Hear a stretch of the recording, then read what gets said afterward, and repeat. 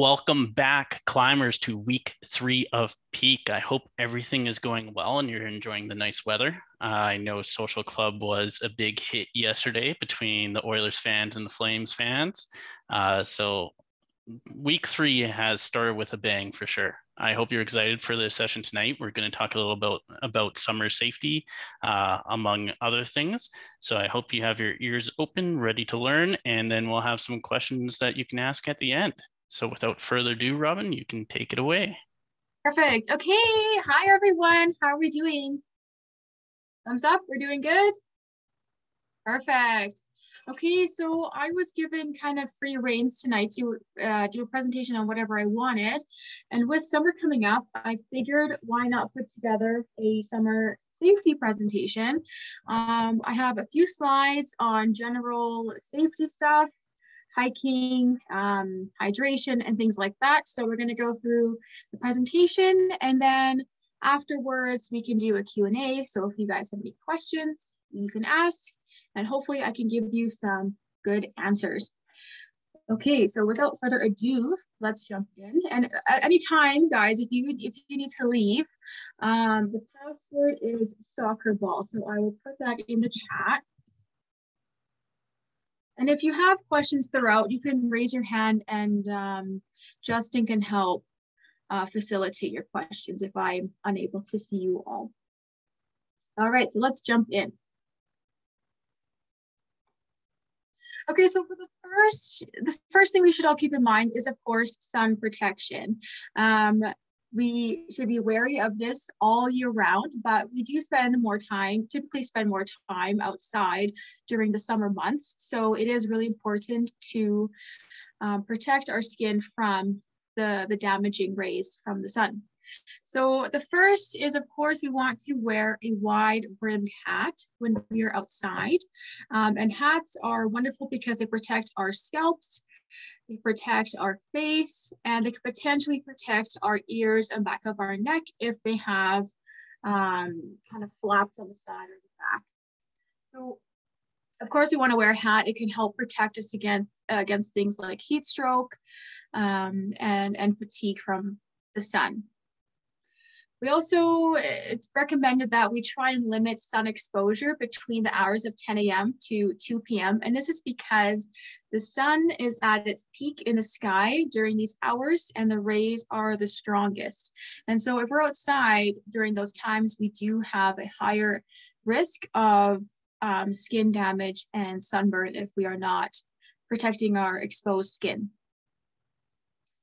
Now, we not only want to protect our skin, but we want to protect our eyes from the damaging rays. So we want to wear sunglasses.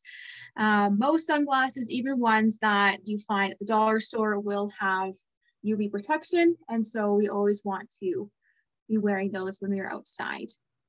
A hat can also help protect our eyes as well. So if we are going outside and we're wearing shorts or t-shirts or things like that, we want to try and cover exposed skin with clothing if you can. But if it's just too darn hot and we want to be cool, we need to wear sunscreen on our exposed skin.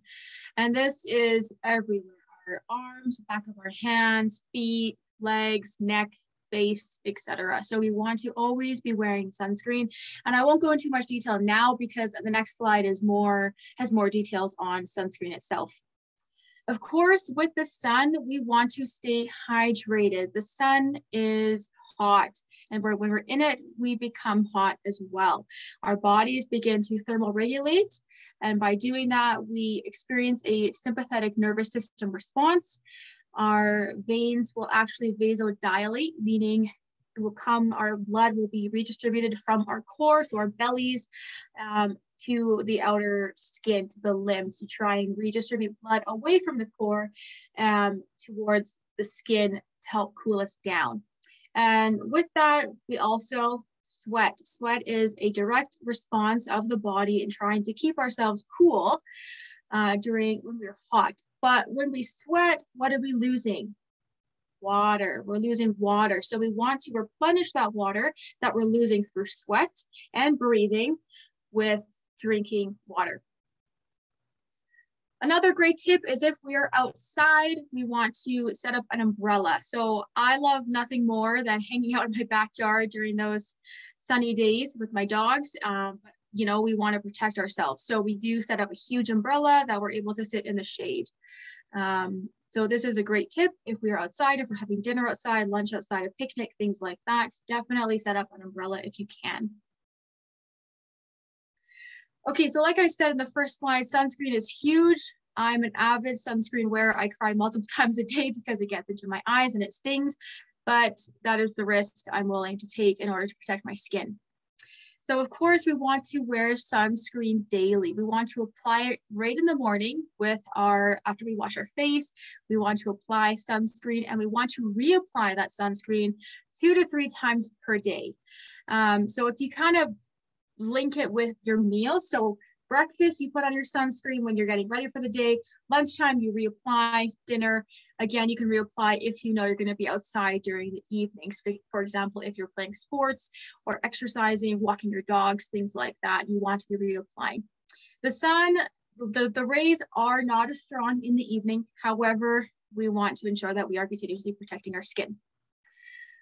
But we need to keep in mind that if we're swimming or sweating profusely, for example, if we are outside bike riding and we're sweating because we're hot, you actually need to reapply even more because, of course, sweat can wipe away the sunscreen on your skin, same with water. So be mindful of that.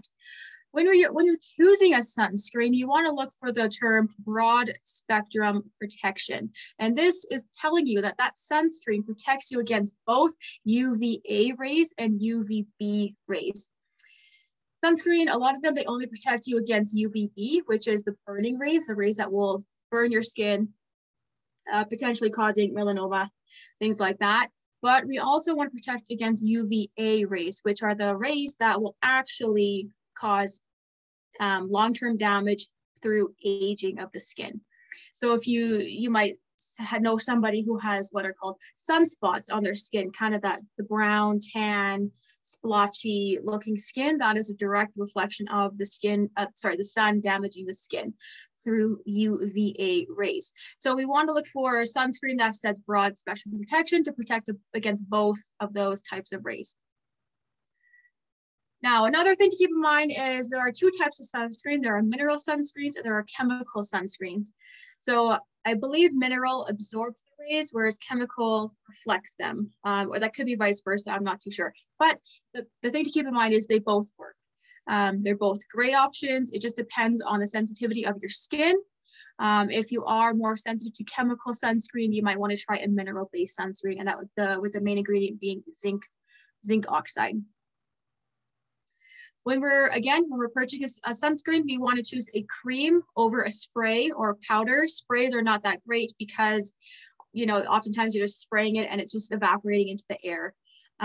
If you are using a spray, you need to make sure that you're getting enough on your skin and actually rubbing it in afterwards. Powders don't work. Don't waste your money on them. There's been multiple research findings that they just do not work. So your best bet is to choose a lotion type sunscreen that you just rub into your skin. When you're thinking about SPF, you want to find one that's at least SPF 30. SPF 30 is going to protect you against, I think it's 97% of rays.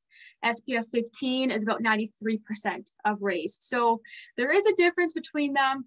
30 minimum is what I recommend. I actually like a 50, but that's just personal preference because I'm very fair and I burn very easily.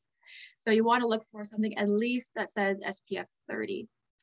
If you wear makeup or you use moisturizer and it says it has SPF in it, it's probably not enough because you would have to actually use a lot of that product in order to get the amount needed to protect your skin. So your best bet is just have an actual sunscreen over your moisturizer and underneath your makeup. Of course, where do we apply sunscreen? Well, we apply it to all of the exposed areas of our body. So we're gonna, all the exposed skin, you wanna cover it up with sunscreen.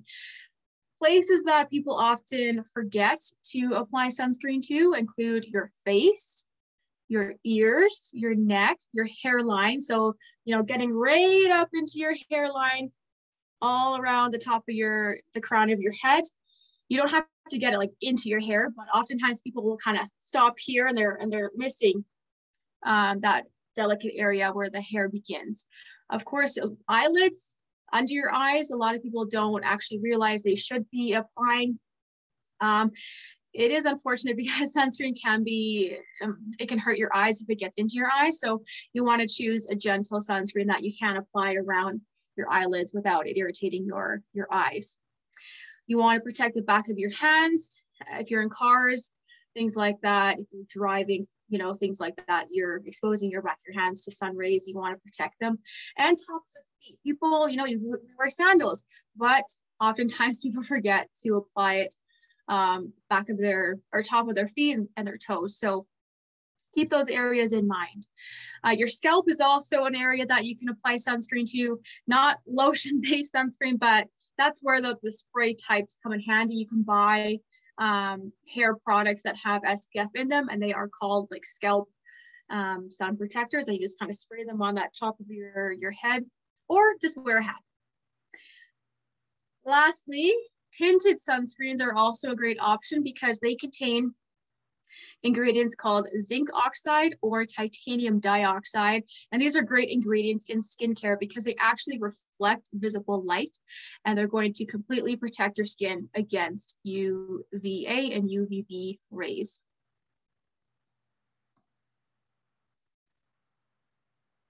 So if we actually, unfortunately, have the sunburn, I think it's happened to all of us at some point, what can we actually do to help our skin heal?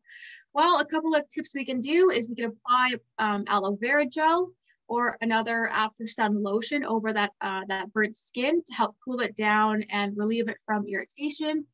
You can take a cool bath or a shower, or just take a towel or a face cloth and put it under cool water and then gently lay it over your skin to try and again cool it down.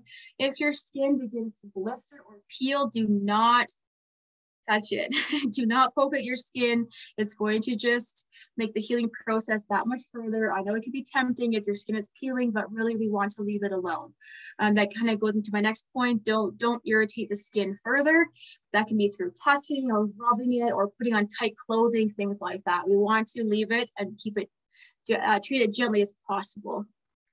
If the pain is too much from your sunburn, we can always take a medication. I'm not a doctor, I'm not a physician. I'm not here to tell you which ones to take, but that is something to keep in mind if it gets to that point. But of course, always consult a physician. We want to avoid exposing the burn to the sun further. So if we have a sunburn, we don't want to go out into the sun again until it has completely healed. Or if you do, if it's on the back of your, on your back, for example, make sure you're covering that up with clothing. You want to wear light, loose clothing around that burnt area, because if it's super tight and compressed, it's just going to cause irritation and rubbing and friction to that burnt skin. So we want to wear loose clothing, loose t-shirts, sweatpants, things like that. And of course, remember, even tanning causes skin damage. If we're going outside and we're getting a nice glowy tan, yes, it might look aesthetically pleasing, but keep in mind that even if you are not burning, you are tanning, you are still causing skin damage at not only the surface level, but in the deeper layers of your skin. You are damaging your skin. Tanning can lead to skin cancer, so keep that in mind. If you want to get a healthy glow, you know, we can do fake tanners or spray tans, things like that. Do not do tanning beds. No, no, no. That's also very, very horrible for your skin. So recommend like things like Jergens, self-tan lotion that you can easily buy at Shoppers Drug Mart, and it makes your skin tan over time. Do not tan from rays. Okay, so something else to keep in mind is tick prevention. Ticks are quite common, especially in the Kananaskis country, things like that. We're going hiking, we need to be very careful about ticks. So what can we do in order to protect ourselves from ticks? Well, we need to first be aware of tick sites, migration patterns, notices put forth by provincial parks, the government, things like that. So if there is a tick infested area, typically it is posted on the internet or the news, things like that. It is cycled. So just a quick Google search before you're going to go out to hike, check that area for ticks notices and be aware of where you're going. Even still, even if there might not be a tick notice in that particular area, we can still protect ourselves further. We can use things like chemical repellents with DEET, permethrin, or picaridin. These are chemicals that are in bug sprays that are going to protect you directly against ticks. Of course, we want to wear light colored protective clothing, and we want to wear light colored clothing because if a tick does land on your clothing, it's easier to see them on light clothing than if you were wearing darker clothing. Things we can do, another thing is tuck our pants into our socks. So if you're going hiking, wear long socks, tall socks, light pants, and then just tuck the bottom of your pants into your socks. And therefore, there's absolutely no exposed skin between your pant and your sock. Therefore, ticks cannot get themselves onto your skin. Avoid grassy areas when hiking. So stick to the path, stick to concrete paths, rock paths, grass that has been kind of patted down by repetitive walking. So stick to the main paths, avoid going to super grassy areas because that is where ticks like to hang out. When we are finished hiking, always do a body scan of yourself, your friends, your families, and your dogs. If you are taking your dogs, again, very important to monitor them as well, because if a tick is on them, it can not only potentially hurt your dog, but if you're then touching your dog afterwards, that tick can crawl onto you. You also want to check your equipment. If you have a backpack, check your backpack. Again, if it's on your backpack, it could potentially crawl onto you. So always do a body scan after hiking. A thing to remember though is ticks can only crawl. They cannot fly, they cannot jump. So the only way a tick can get onto you is by crawling. So that's why we avoid touching tall grass or bushes while we're hiking. We stick to the path. But you know, if your dog is off leash, for example, your dog might want to explore, so it might go into grassy areas. So that's why it's important to check your dogs as well. Another tip that we can do is after hiking, of course, check yourself, check your clothes, check your equipment, and then you can actually take your clothes off, put them in the dryer for 4 to 5 minutes on high heat. That will kill all the ticks. So another great tip to keep in mind. Okay. What should you do if you find a tick on yourself? Well, first of all, you need to stay calm. They're quite common. They're not all of them are gonna lead to things like Lyme disease. So stay calm. We want to take tweezers and try and grasp that tick as close to its mouth as possible. So the mouth is what is attached to your skin. So it's burrowing its teeth into your skin and it's, sucking your blood, things like that. So we want to try and get the tweezers and take that tick off as close to its mouth as possible. Take it out slowly, really try and avoid squishing it. You can place it in a bag, a plastic bag, take it to a physician, a walk-in clinic right away, and then you can get it tested to see if that tick is carrying things like Lyme disease. It's important to go to a physician right away because it takes 36 hours for Lyme disease to enter the body after the tick has been attached to you. It has to be attached to you for 36 hours to transmit things like Lyme disease. So if you get it off sooner than 36 hours, you're probably fine. But again, of course, you want to get that checked out by a physician. They can do tests on that tick to see if it is diseased. I'm not trying to scare you with this, you guys, but it is important safety tips to keep in mind, especially when we are very close to the mountains and we are hiking a lot. I mean, I love hiking myself, so it is important to keep these in mind. Okay, speaking of hiking, very, very important tips. Number 1, have a plan and tell someone who is not hiking with you about your plan. So someone who is stationed at home or just at least not going with you should always know about your plan. They should know what time you're leaving, what time you're expected to be back at your car, and texting them or calling them saying, yep, I'm okay. Always have a plan. Tell someone that plan. Second, we want to have a first aid kit handy. Again, it's just a good idea in general. You get a scrape. It's easy to, clean it with a disinfectant, sterile wipe. put a Band-Aid on it, you're good to go. We want to bring extra water and snacks, stay hydrated, keep our blood glucose levels up to give us energy. Again, sunscreen and bug spray to keep reapplying. Always have someone else with you. I know solo hiking can be very tempting and things like that, but for me, I'm too scared to do it. So I think it's just always a good idea to have someone else with you as a hiking buddy. Carry bells or something to make noise in order to warn off bears and other wildlife. This can also be a great tip if you are in a more secluded area, but it's probably not going to be an issue if you're hiking somewhere really popular, for example, like Troll Falls, which is always busy. Carry bear spray if necessary, and of course know how to use it, or have someone who knows how to use it. And wear layers. It can, the weather is very unpredictable. It can be sunny, cloudy, hot, cold, rain, things like that. So always have lots of layers, a hat, and a good pair of shoes. I see Jordan in the chat says, bring hiking boots at all times. Yes, that's a great tip, especially when you're walking, excuse me, over things like rocks, rocky areas. We want to make sure that we have shoes on our feet that are going to stabilize our feet and our ankles and keep them safe. Never hike in flip-flops, bad idea. Okay, hydration. Yes, we always want to drink water throughout the day. Of course, this is a year-round tip, but when the summer comes, we are more prone to be sweating due to it being hot. So we want to be drinking water throughout the day. We want to drink water before, during, and after exercise. A lot of people forget the after exercise part. Even if you've stopped exercising, your game finished, your soccer game finished, you're still sweating for an hour afterwards. You're still sweating, your body's still trying to cool itself down, and you are continuously losing water even after exercise has ended. So we want to ensure that we are hydrating and rehydrating ourselves after exercise. If you're exercising for more than an hour, you might benefit from an electrolyte drink. So electrolytes are chemicals, for lack of a better term, inside of our bodies, or vitamins and minerals inside of our bodies that are going to help with things like cellular functioning, neurotransmission, contraction of muscles, things like that. So very, very important.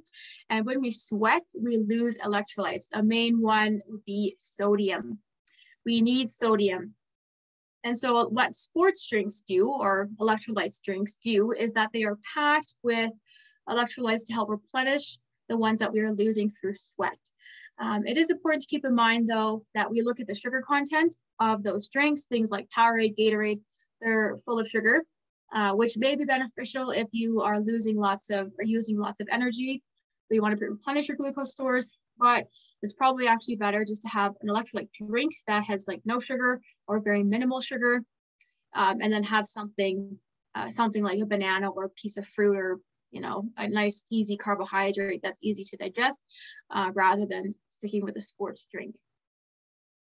A rule of thumb: drink half your weight in ounces every day.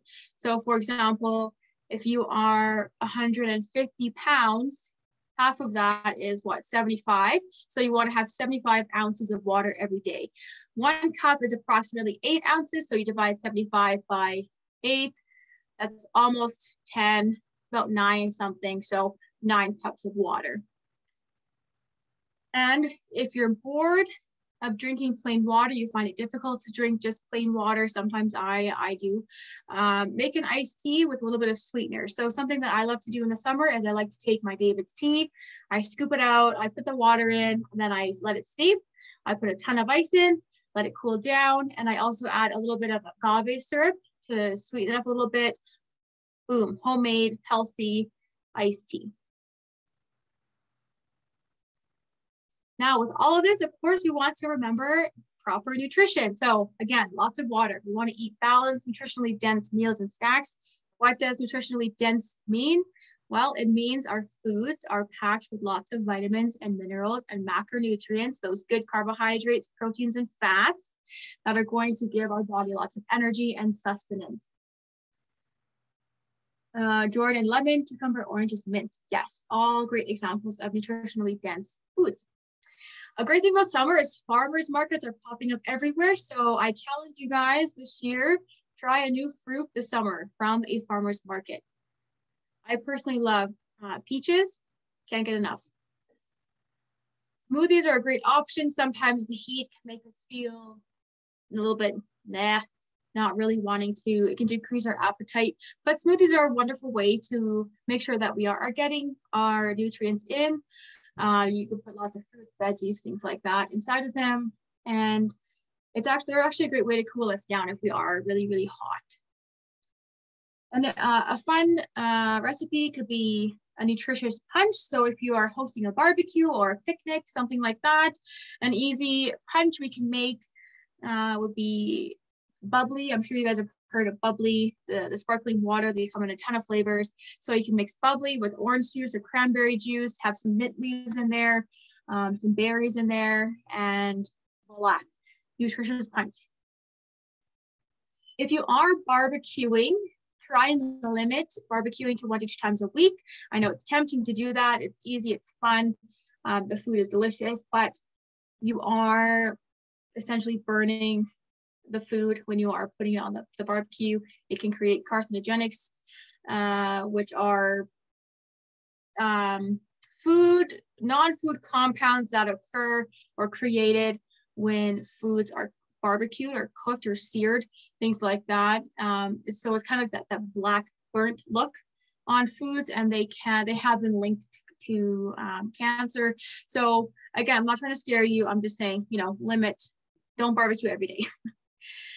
Fish are friends. So we all know the famous Finding Nemo quote, fish are friends, not food. Well, they're actually both. They are really great for us. And I think summer is a wonderful time to eat fish. They are full of essential fatty acids. For example, things like a fish like salmon are really beneficial. And I think you can barbecue salmon. You wrap it up in tin foil, place on the barbecue so you're not essentially burning it. And it's really, really delicious.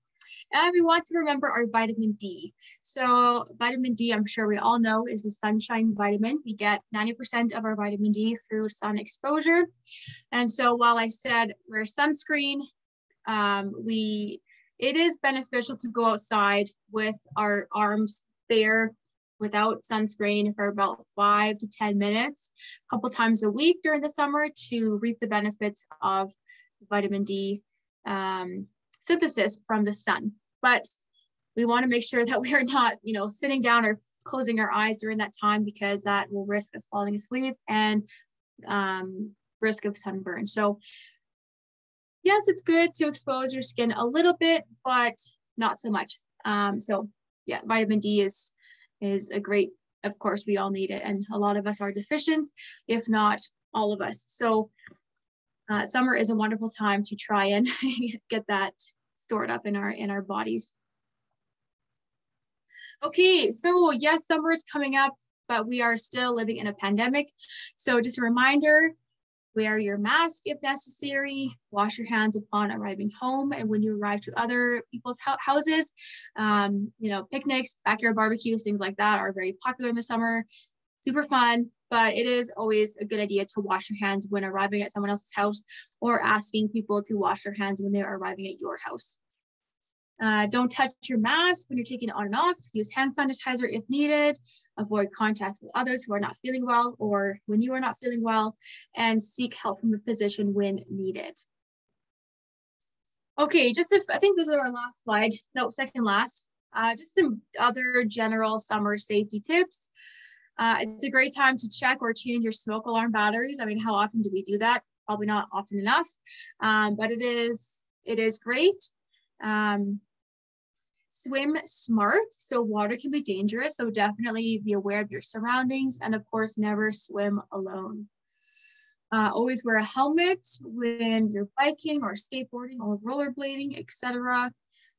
It really scares me how many kids and people I see outside not wearing a helmet. So please wear a helmet. Along with that, always wear a life jacket if you are on a boat or doing boating activities. Go inside when it's thundering or lightning. It's not worth risking. It's very dangerous, so please seek shelter. maintain our proper sleeping routines. It can be very tempting to stay up when the sun is still up, it's still bright outside, but we do need our sleep, and sticking to a routine is our best habit for that. Of course, we never leave our barbecue unattended when it's on. When biking on the road, act like a car, stop at the stop signs. It's one of my biggest pet peeves when I see bikers ignoring the signs of the road when they are on the road themselves. So please, please, please make sure you are abiding by the rules of the road. Prevent fires. Never leave a fire pit unattended. Making s'mores is such a fun activity, but when you are ready and you're finished with the fire, put it out. And be careful when wearing flip-flops. Like I said, never wear flip-flops when hiking, but just in general, they can be very dangerous. Convenient to slip on, but dangerous to walk in. So be very, very careful with your flip-flops. Okay, so this is your turn. So in the chat, or you can raise your hand and Justin can facilitate you guys coming on the microphone. Please, what are your favorite summer safety tips? I see Alexis wrote in here, sunscreen and hat, sunglasses. Absolutely. Kaylee, you can unmute and give your tip. Hi, Robyn. Hi, how are you? I'm doing good. I got my favorite summer safety is bringing my water if I'm walking in a park or going to the swings. I always have my water with me. Great tip. I love that. Especially when we're outside, it's perfect to have a water bottle with us. Yeah. So we don't have an excuse. We always have to be drinking. So that's a really great tip, Kaylee. Thank you for sharing. Yeah. Thank you. Jordan, you can unmute. We had to keep safety in the shelter with umbrellas.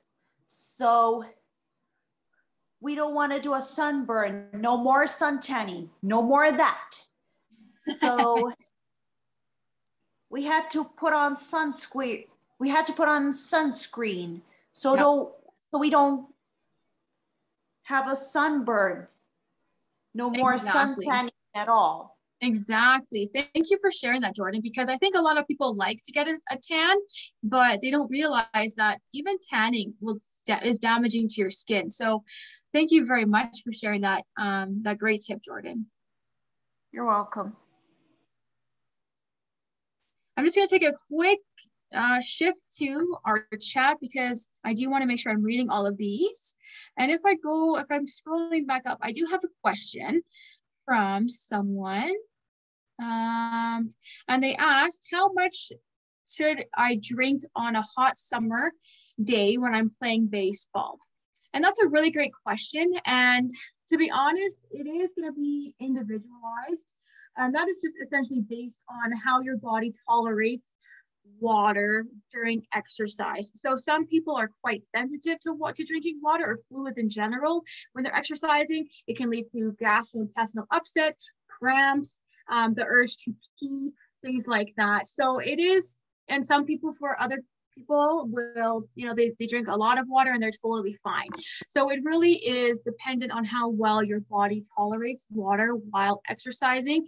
But a good rule of thumb is 1 cup every 30 minutes to 1 hour. If you really can't do that because your body, you experience cramping or, things like that, then, just try and take little sips here and there. So don't chug your water, but take a quick sip here and there, maybe every 10 minutes or so, see how your body responds to that.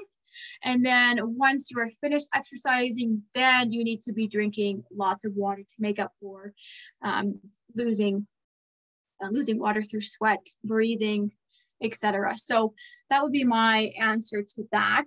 And just scrolling down here. Okay, good. Okay, good. Hat and sunscreen, putting on glasses. Yep. Especially, yes, when you are at the beach, definitely a good idea. The rays of the sun are going to be reflecting off of the water as well. Drinking water.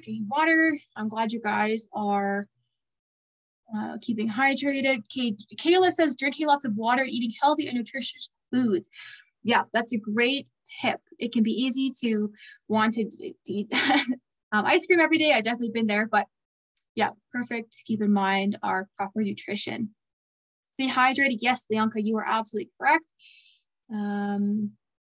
Okay, Jason says the literature I read recently suggests not to remove ticks, as if you don't want to remove the whole tick, the head can. Okay, this is a great, great question, Jason. I appreciate you reminding us of this.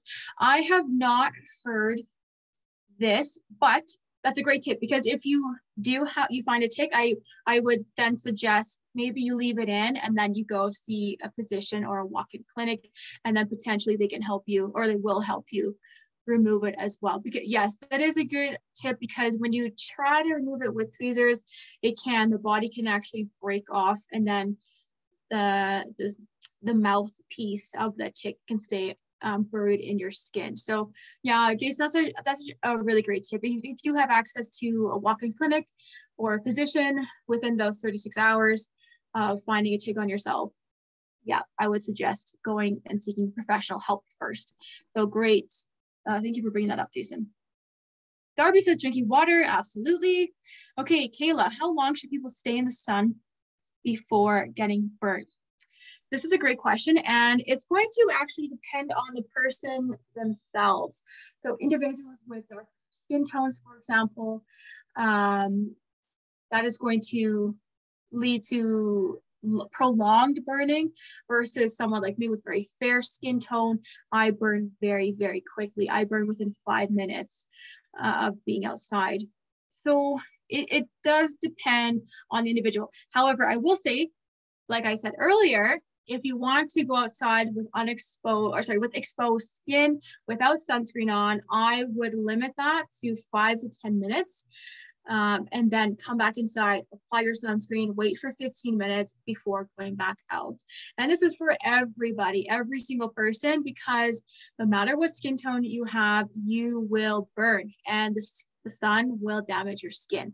So I would limit 5 to 10 minutes before applying sunscreen. And in terms of getting cancer, again, I think that's just very individualized. And I'm not an expert in that area, so I would just recommend putting sunscreen on all the time. That's the best plan for avoiding that path. Jordan, being outside of the patio. Yeah, so when you're outside, of course, when you're on a patio, you want to be putting up an umbrella. Okay, back to Justin, you can help me with raised hands. Danielle, you can unmute. Hello, Robyn. Hi, how are you? Good. I just have a question, and I'm doing photo rage at the same time. But my question for you is, after you've been swimming in the ocean or the pool, should you dry yourself off before reapplying sunscreen, or should you apply it while your skin is still wet? Oh, that's a really great question. Okay, so I would recommend drying off first as best as you can, and then reapplying. Just because if you are putting sunscreen on while your skin is still damp or soaking wet, dripping wet with water, the water can actually mix or bind with the sunscreen, and it can decrease its effectiveness at protecting your skin. So I'm not a total expert in this, but I would definitely recommend toweling off before you are reapplying. Thank you very much. You're welcome. And in terms of when you should reapply if you are swimming, typically it will say on the sunscreen itself. So a lot of them will say, water resistant up till, let's say, 80 minutes or whatever. So just go off the packaging.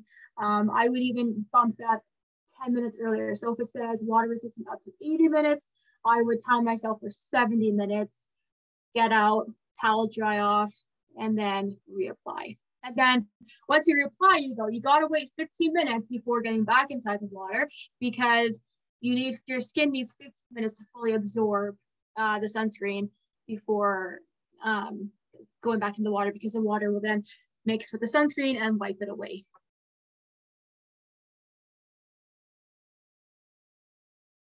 I just see a comment here from Lianka in the chat. People who are on medication can affect the sun. Yes, this is very true. Thank you for bringing this up, Lianka.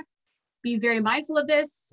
Things like antibiotics can actually increase your skin sensitivity to the sun, increasing your risk of burning. So I'm not a physician, so make sure you are talking with your physician if you are on medications about sun exposure and medication. So definitely seek professional help in that manner. Awesome. Jordan, you can unmute again. Jason and Nicole, do you have a question? How often do you have to reapply the sunscreen? Great question, Jason. And a general rule is 3 times per day. So when you get up in the morning, you wash your face, you put on your sunscreen, and then at lunchtime, reapply, and then dinner time, reapply again. But this is a typical day. But if you're outside more than that, so for example, if you're outside exercising all day, you're at a tournament, a soccer tournament, baseball tournament, a football tournament, whatever tournament it may be, you have lots of games, you're outside a lot, then you actually want to be reapplying even more. So for that, I would recommend reapplying in between games. So if you have 2 games that day, put on your sunscreen before the first game, go through your first game. After the first game, reapply your sunscreen, and then have your second game. So that's kind of where I would be. If you're outside, for 6, 7, 8, 9 hours that day, you should be reapplying 4 or 5 times. And I know it sounds excessive and it's, annoying. I understand that, but at the end of the day, it's the best method of prevention of burning. So it is worth it. It's annoying, it's sticky, it's kind of gross, but it is the best thing you can do for your skin. Awesome. Thank you, Jason. Cool. Looks like we are done for questions.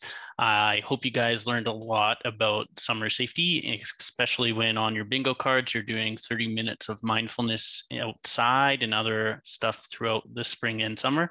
So lots of time outside for this peak. I hope you take these tips to heart and you use your sunscreen, make sure you're hydrated, and get all the nutrition you need as well. So I want to thank Robyn for joining us tonight and sharing that information with us. You're welcome. I hope you guys had fun. Thank you so much for listening and sticking around the whole time. And I wish you guys a wonderful, safe summer. Have lots of fun. Awesome. Well, thank you, everyone. We will see you next week. So I hope you have a good weekend and we'll see you then. Bye.